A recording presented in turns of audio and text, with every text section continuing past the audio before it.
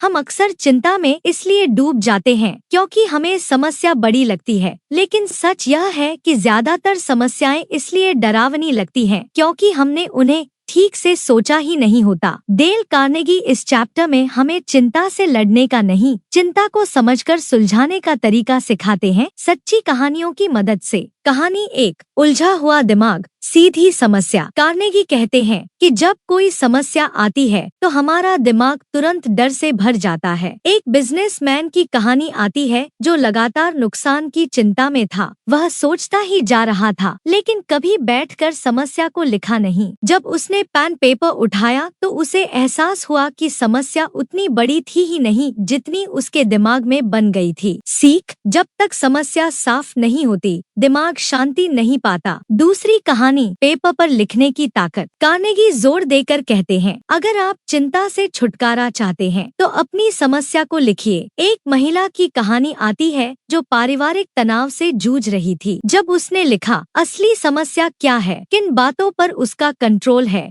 किन पर नहीं, तो आधी चिंता वहीं खत्म हो गई। सीख, लिखने से भ्रम टूटता है, डर कम होता है, समाधान दिखने लगता है। कहानी 3, सिर्फ सोचने से नहीं, सही सवाल पूछने से हल निकलता है। कार्नेगी 3 बेहद जरूरी सवाल बताते हैं। पहला सवाल, असल समस्या क्या है? अक्सर हम लक्षण को समस्या समझ लेते हैं। दूसरा सवाल, समस्या के कारण क्या है? बिना कारण समझे हल संभव नहीं। तीसरा सवाल, संभावित समाधान क्या हो सकते हैं? यहाँ दिमाग शांत होकर काम करता है। एक मैनेजर की कहानी दी जाती है जो नौकरी खोने के डर में था। जब उसने इन सवालों के जवाब लिखे तो उसे कई विकल्प दिखने लगे जिनके बारे में उसने पहले कभी सोचा ही नहीं था। कहानी 4, तथ्यों पर ध्यान दो, डर पर नहीं। इस अध्याय का एक शक्तिशाली संदेश है। चिंता कल्पना पर चलती है, समाधान तथ्यों पर। कार्नेगी बताते हैं कि अधिकतर लोग बिना फैक्ट्स जाने सबसे बुरा मान लेते हैं। जब हम फैक्ट्स इकट्ठा करते हैं तो डर अपने आप छोटा हो जाता है। सीख, फैक्ट्स पावर,